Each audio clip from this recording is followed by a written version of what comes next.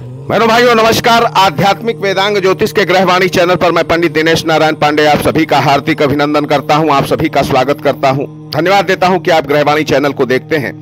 मेरे भाइयों इस वीडियो में चर्चा करूंगा शनि गोचर 2022 का प्रभाव कर्क राशि पर। मेरे भाइयों अगर आपकी कर्क राशि है और आपकी मानसिक बौद्धिक स्थिति बहुत श्रेष्ठ होती ही है, लेकिन फिर भी त्वरित निर्णय क्यों नहीं ले पाते हैं? आप बहुत भरोसेमंद मित्र हैं, लेकिन जब मित्रों से सहायता की उम्मीद करते हैं तो धोखा क्यों मिल जाता है? स्त्रियों से सम्मान, स्त्रियों को बहुत सम्मान देते हैं, प्रभावित होते हैं, उनको सम्मान देते हैं, लेकिन प्रेम संबंधों में सदैव असफल क्यों हो जाते हैं? धन, अचल संपत्ति, चल संपत्ति सब कुछ आपकी श्रेष्ठ रहती है, पर स्वयं क्यों नहीं धन जोड़ पाते हैं? कम उम्र में मधुमेह जैसी बीमारियां क्यों हो गई आपको?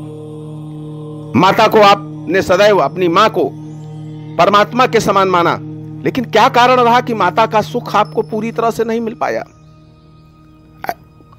क्या कारण रहा? कौन सा ऐसा बाधित ग्रह रहा जिसने आपके साथ ऐसा किया? उस बाधक ग्रह के बारे में बताऊंगा वीडियो के लास्ट में, और उसका उपाय भी बताऊंगा।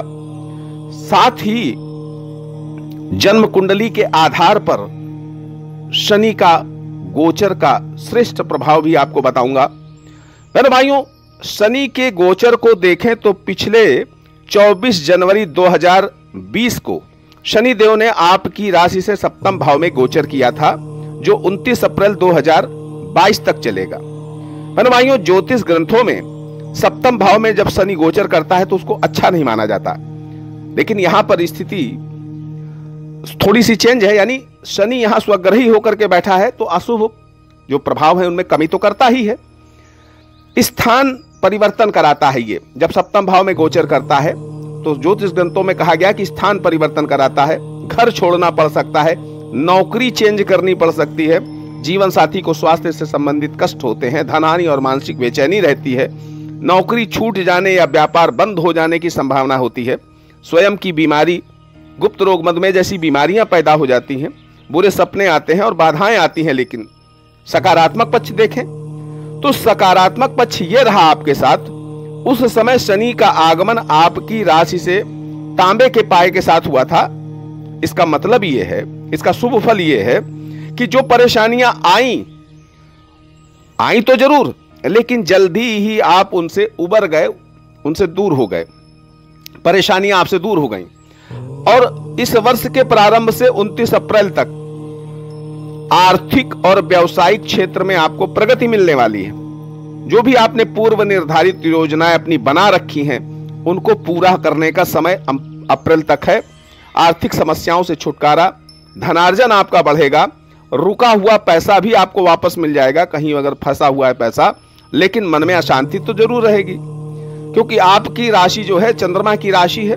व्यक्ति संवेदनशील होता है, भावनात्मक होता है, तो भावनात्मक कष्ट मिल जाए कोई बड़ी बात नहीं होती है। इस दरमियान यानी 20 जनवरी से लेकर के 28 फरवरी के बीच में शनि ग्रह अस्त है। अब शनि ग्रह अस्त है तो स्वाभाविक है कि जीवन साथी के स्वास्थ्य में थोड़ा सा कमी हो सकती है, व्यापार में अचानक हानि हो सकती है, तो थोड़ा सतर्कता जरूरी रहेगी। 29 अप्रैल से 12 जुलाई तक शनि आपकी राशि से अष्टम भाव में गोचर करेंगे, कुंभ राशि के होकर के। तो शनि का आगमन चांदी के पाए से हो रहा है। अब ये सकारात्मक चीज है। इस अवधि में किसी नए कार्य की शुरुआत कर सकते हैं, पारिवारिक सुख शांति आपकी बढ़ेगी, धनार्जन की स्थितियां बेहतरीन हो जाएंगी, आपका जनसंपर्क का दायरा बढ़ेगा, जनसंपर्कों से आप अच्छा लाभ प्राप्त कर पाएंगे। मेरे भाइयों 4 जून से लेकर के 23 अक्टूबर 2022 तक शनि वक्री रहेगा। अब जब शनि वक्री होता है तो अप्रत्याशित परिणाम देता है, कहीं अच्छे लाभ भी दे देता है तो कहीं समस्याएं भी खड़ी करता है। राजकीय पक्ष से विरोध, वाद विवाद, जीवन साथी के स्वास्थ्य में कमी, आपके स्वयं के स्वास्थ्य में कमी हो सकती है। और अगर आपकी जन्म कुंडली में कोई महादशा अशुभ चल रही है तो विशेष कष्टकारी हो सकता है। उदर विकार आदि समस्याएं ये बढ़ सकती हैं, इसलिए सतर्क रहने की जरूरत है। 12 जुलाई से लेकर के जनवरी जो 2023 तक का जो शनि का गोचर है वो स्वर्णपाद से हो रहा है। स्वर्णपाद से जब शनि का गोचर होता है तो कष्ट बढ़ा देता है। तो इस बार कुछ ऐसा ही होने वाला है आपके साथ।